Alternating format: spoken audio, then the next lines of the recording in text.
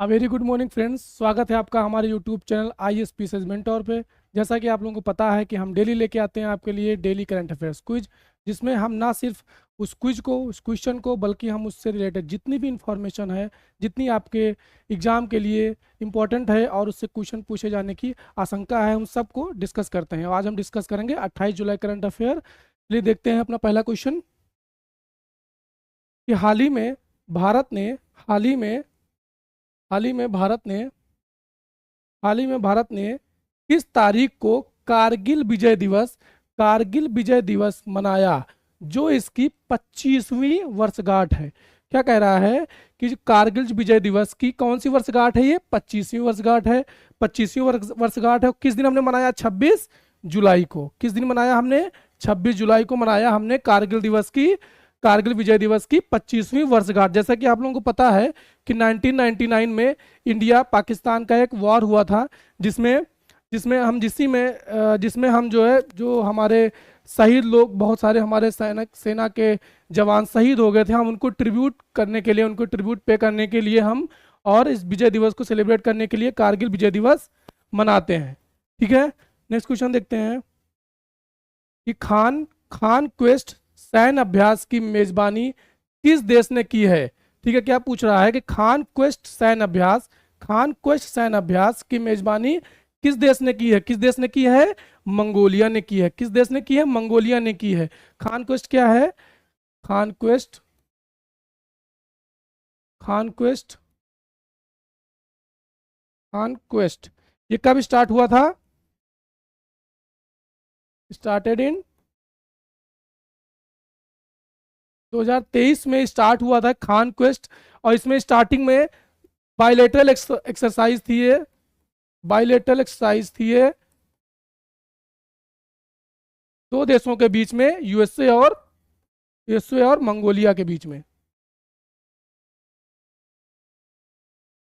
फिर धीरे धीरे ये 2006 तक आते आते ये मल्टीलेटरल एक पीस कीपिंग एक्सरसाइज हो गई। ठीक है, और इंडिया मंगोलिया के बीच में एक एक बहुत ही एक मेजर जो बायलेटरल एक्सरसाइज है, उसको हमें जानना चाहिए।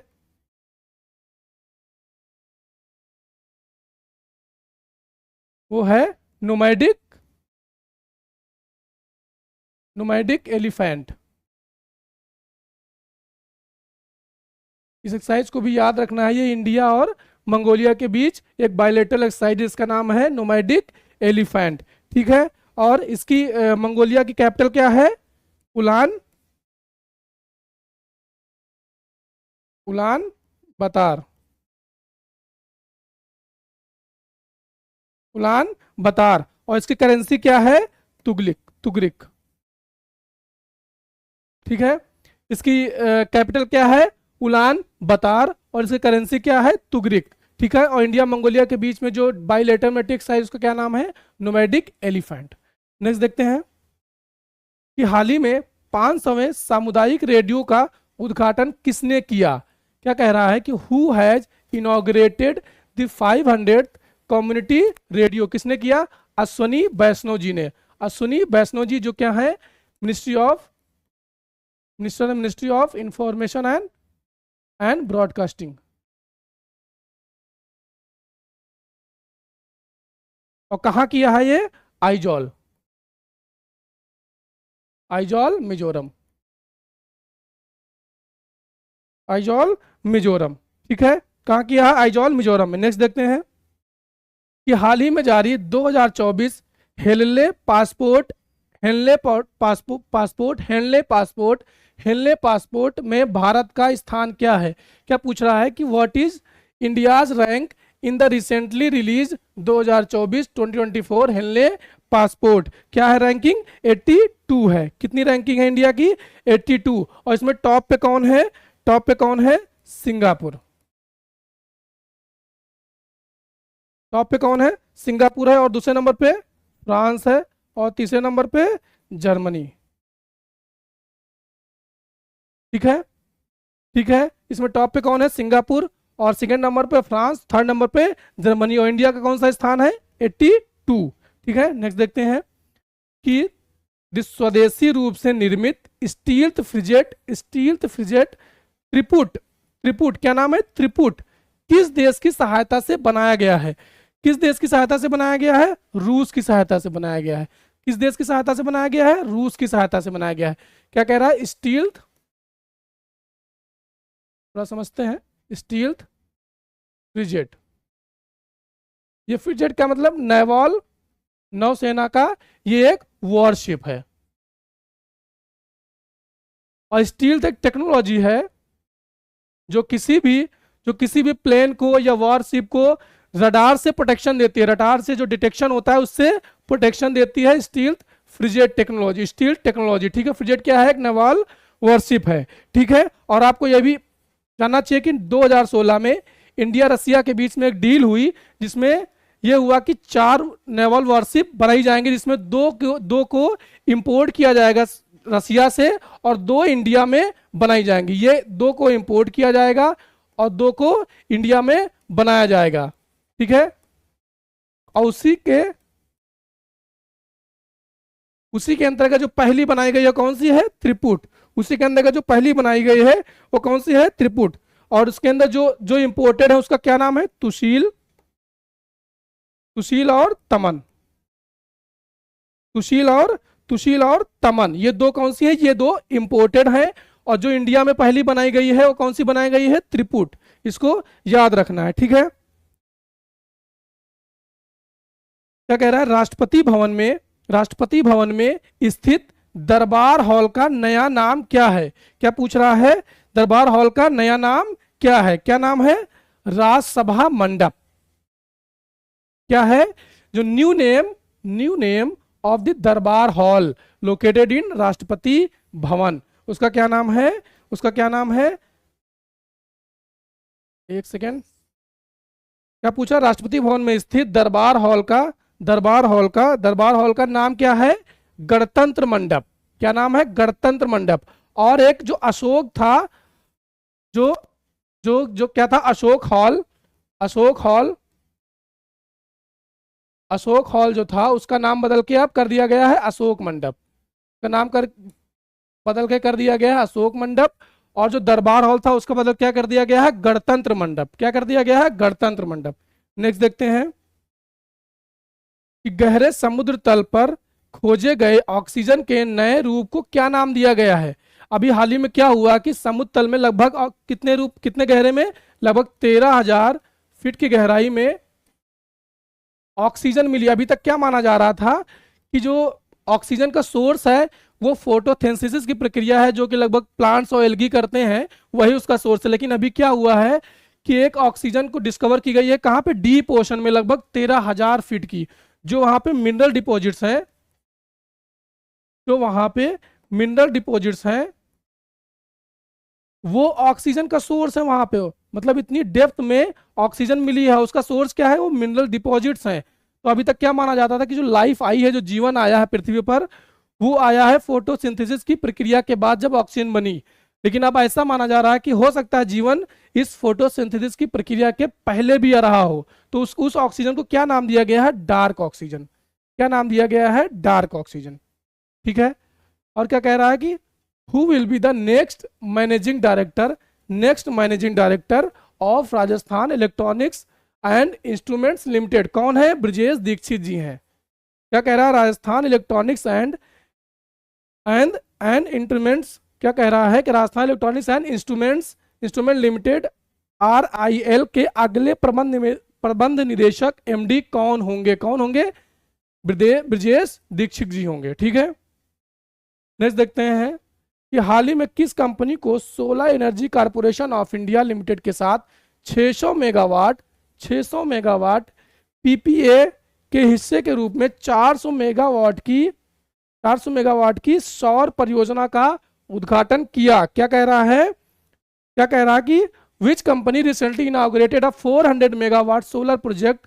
किस कंपनी ने अभी रिसेंटली हाल ही में इनॉग्रेट किया है 400 megawatt solar project as part of a 600 megawatt PPA with the solar energy corporation of India limited? कौन है कंपनी? रीन्यू। क्या क्या नाम है? रीन्यू। और कहां पे किया गया है ये? राजस्थान में।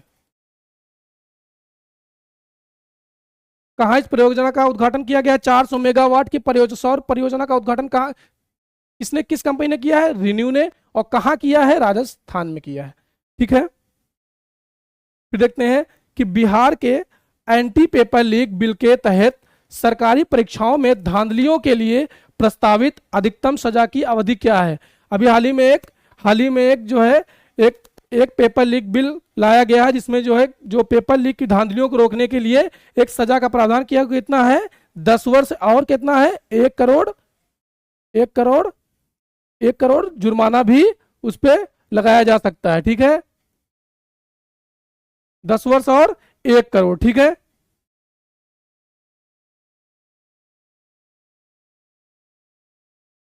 आज कह रहे हैं map of the day Bharat में क्या है, किसकी बात कर रहा है? क्या कह रहा है कि, एक सेकंड रुकिएगा, अगस्त मेलाई बायोस्फीयर रिजर्व की आज हम बात करेंगे। अगस्त मेलाई,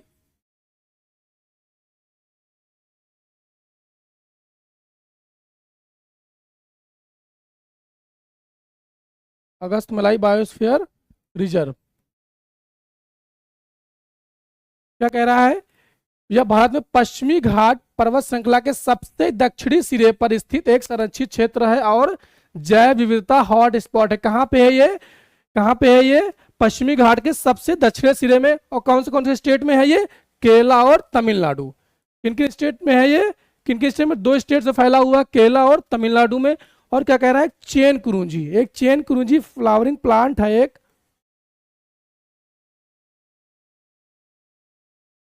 एक फ्लावरिंग प्लांट है, is a species endemic to the Agasthya Malai. क्या कह रहा है कि जो जो चेन कुरुंजी क्या है? अगस्त मलाई बायोस्फीयर रिजर्व की एक स्थानिक प्रजाति है, एक इंडेमिक स्पीसीज है जो कहाँ मिलती है? अगस्त मलाई बायोस्फीयर रिजर्व में। उसका क्या नाम है? चेन कुरुंजी।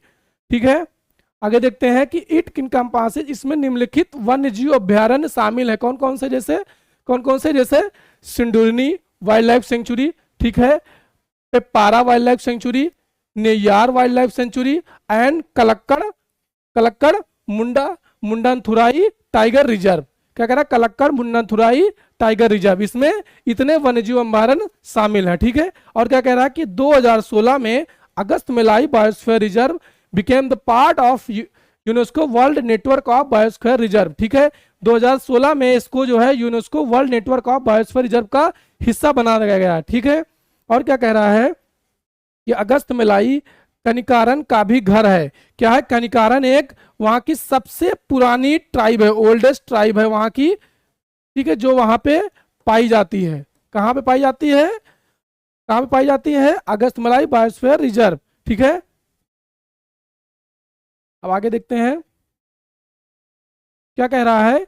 रिसेंटली नासा ने हॉलीवुड गायिका मिस्सी इलियट के गीत द रेन को डीप स्पेस नेटवर्क के माध्यम से शुक्र तक पहुंचाया। वीनस ग्रह की बात कर रहा है ये।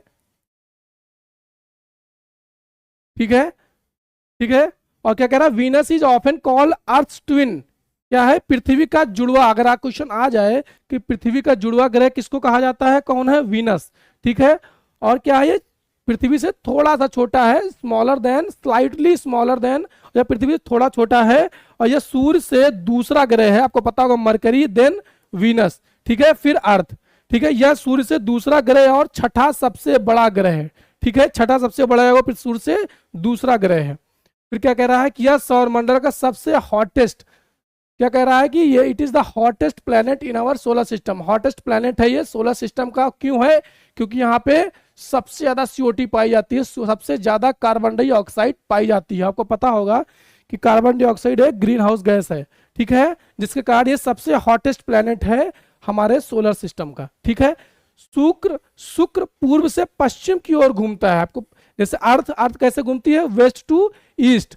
और ये कैसे घूम रहा है? वेस्ट ईस्ट टू वेस्ट घूमता है, जो कि अधिकांश ग्रहों की तुलना में पीछे की ओर है। और इसका एक दिन उसके वर्ष से भी लंबा है। क्या कह रहा है? इसका जो एक दिन है, जो एक रोटेशन है, जो उसका एक रोटेशन है, लगभग 243 डेज का है।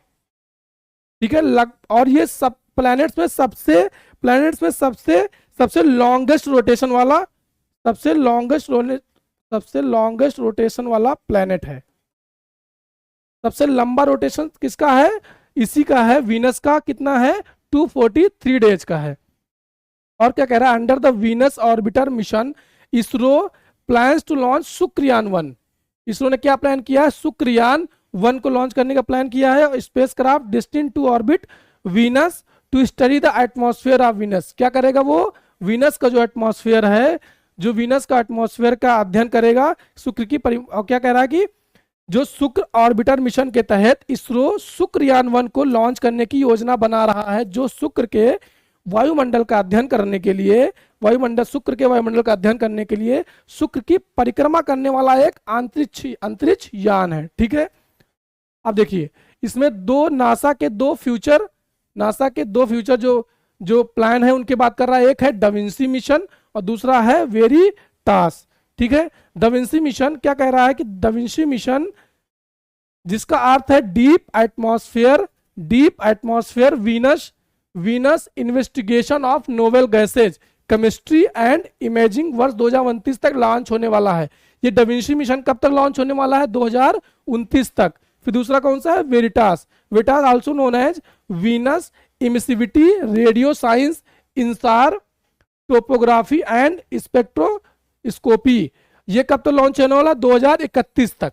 ठीक है, तो डाविंसी कब तक लॉन्च होने वाले की जो प्लान है वो है 2029 तक का, और वेरिटास का बोलने की जो उम्मीद है वो 2031। ठीक है, अब नेक्स्ट क्वेश्चन देखते हैं कि भारत 1999 के कारगिल संघर्ष में भारतीय सेना के बलिदान और पाकिस्तान पर विजय के सम्मान में 26 जुलाई को कारगिल विजय दिवस के रूप में मनाया जाता है। जैसे हमने बताया कि ये जो भारतीय सेना के बलिदान और पाकिस्तान पर विजय के सम्मान के रूप में इसको मनाया जाता है कारगिल दिवस को। उसी के संदर्भ में हमें बताएं कि कारगिल युद्ध के बाद भारत सरकार द्वारा गठित एक कारगिल समीक्षा समिति उसके बाद बनाई गई थी, जो इसलिए बनाई गई थी कि जो फ्यूचर आगे कैसा हो, फ्यूचर में कैसे रिफॉर्म चाहिए, उसके लिए ये कारगिल समीक्षा समिति बनाई गई। उसके अध्यक्ष कौन थे, के सुब्रमण्यम, के सुब्रमण्यम जी थे। ठीक है,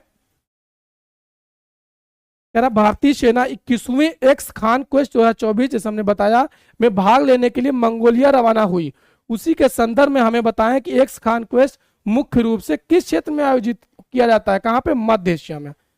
कहां पे आयोजित किया जाता है, मध्य एशिया, मंगोलिया। ठीक है, नेक्स्ट देखते हैं अश्विनी वैष्णव जी द्वारा 10वें राष्ट्रीय सामुदायिक रेडियो पुरस्कारों की घोषणा की गई। उसी के संदर्भ में हमें बताएं कि राष्ट्रीय सामुदायिक रेडियो पुरस्कारों की स्थापना किसने की है, राष्ट्रीय सामुदायिक रेडियो पुरस्कारों की स्थापना किसने की है, अभी से मैंने बताया था कि सूचना एवं प्रसारण मंत्री कौन है हमारे, Ashwini Vaishnaw ji, ministry of information and broadcasting.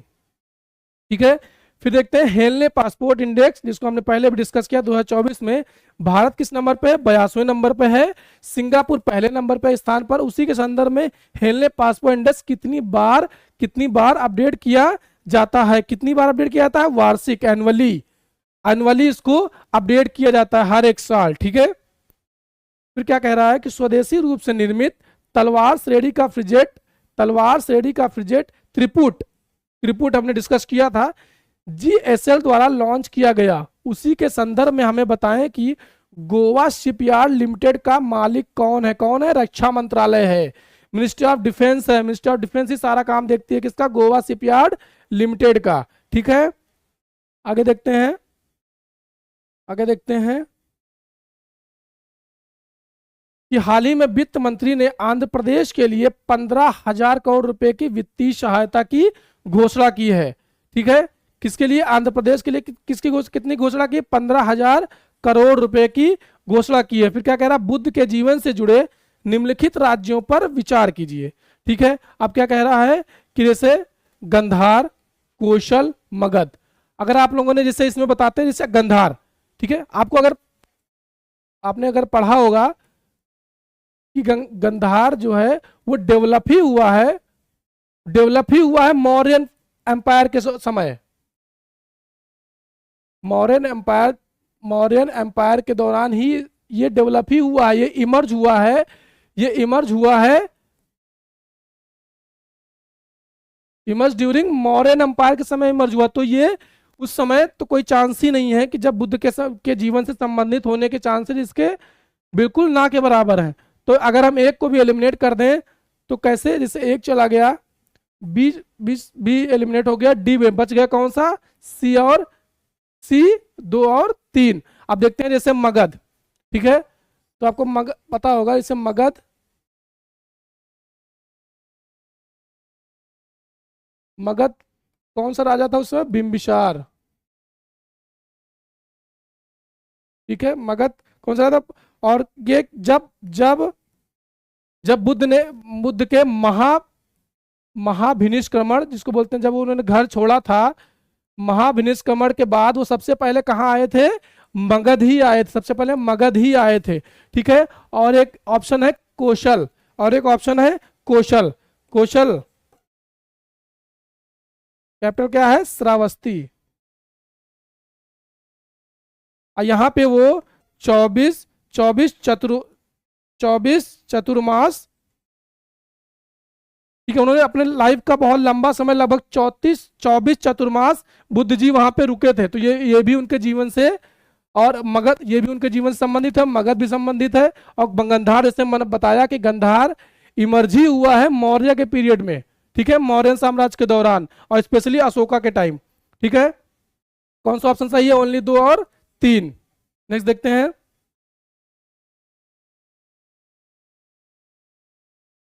क्या कह रहा है, केंद्रीय खान मंत्री किशन रेड्डी ने जिला खनिज फाउंडेशन पोर्टल, जिला खनिज district mineral foundation portal, district mineral foundation portal launch किया। भारत में जिला खनिज फाउंडेशन का उद्देश्य क्या है, जिला खनिज फाउंडेशन का उद्देश्य क्या है, जिला खनिज फाउंडेशन का उद्देश्य है कि जहां पे भी मिनरल, जो भी अफेक्टेड एरियाज हैं, मिनरल एक्टिविटीज जहां पे भी जिस जिले में हो रही हैं, उससे अफेक्टेड जितने भी लोग हैं, उनकी उनकी जो है उनके हितों की रक्षा करना, उनके लिए काम करना, ठीक है। ये हर एक जिले में स्टेट गवर्नमेंट इसको इस्टेब्लिश करती है, जहां पे भी मिनरल एक्टिविटीज से अफेक्टेड लोगों के काम करने के लिए, ठीक है। और क्या कह रहा है कि पहला ऑप्शन देखते हैं, खनिज समृद्ध जिलों में खनिज अन्वेषण गतिविधियों को बढ़ाना, नहीं, इसका उद्देश्य ये नहीं है। उद्देश्य क्या है, जैसे मैंने बताया, दूसरा ऑप्शन खनिज कार्यों से प्रभावित व्यक्तियों के हितों की रक्षा करना, ठीक है, तो दूसरा ऑप्शन सही है। और इसे खनिज अन्वेषण गतिविधियों को बढ़ाना इसका उद्देश्य नहीं है, रेदर इसका उद्देश्य क्या है कि खनिज कार्यों से प्रभावित जितने भी लोग हैं, वहां के जो भी डिस्ट्रिक्ट हैं, जितने भी एरियाज हैं, उनके हितों की रक्षा करना और उनके लिए काम करना। और दूसरा क्या कह रहा है, राज्य सरकारों को खनिज अन्वेषण के लिए लाइसेंस जारी करने का अधिकार देना उपरोक्त में से कौन सा, क्या कह रहा है, तीसरा ऑप्शन क्या कह रहा है, राज्य सरकारों को खनिज अन्वेषण के लिए लाइसेंस जारी करने का अधिकार, नहीं, ये लाइसेंस जारी करने का अधिकार ये नहीं देता है डिस्ट्रिक्ट, जो किसके बारे में कह रहा है, डिस्ट्रिक्ट मिनरल फाउंडेशन का ये काम नहीं है। ये किसका काम है, जैसे एक एक्ट है mines and minerals development and regulation act है, रेगुलेशन एक्ट है 1957 का, जिसको अमेंड किया गया 2023 में,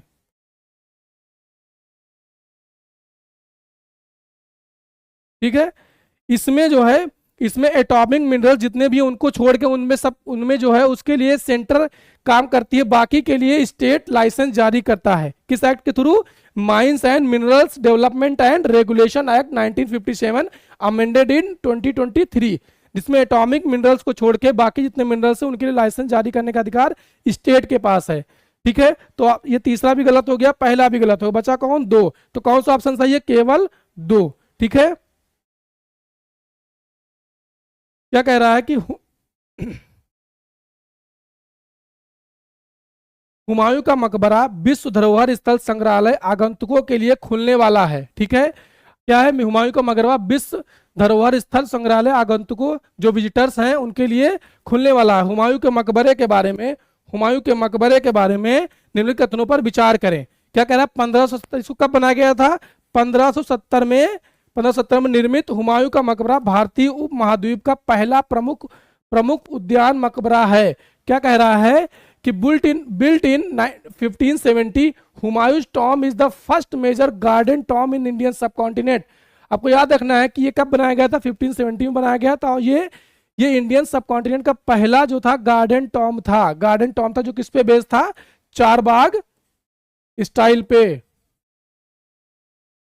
चारबाग स्टाइल पे बेस था। ठीक है, क्या कह रहा है, it was declared as a UNESCO world heritage site in 2020, नहीं in 1993 and has undergone extensive restoration. क्या कह रहा है कि इसे 2023 में यूनेस्को यूनेस्को विश्व धरोहर स्थल घोषित किया गया था और इसमें व्यापक जीर्णोद्धार कार्य किया गया। नहीं, इसको 2023 में नहीं, 1993 में यूनेस्को वर्ल्ड हेरिटेज साइट का दर्जा मिला था। और क्या कह रहा है कि the ASI and Aga Khan trust for culture manage the site, बिल्कुल सही है।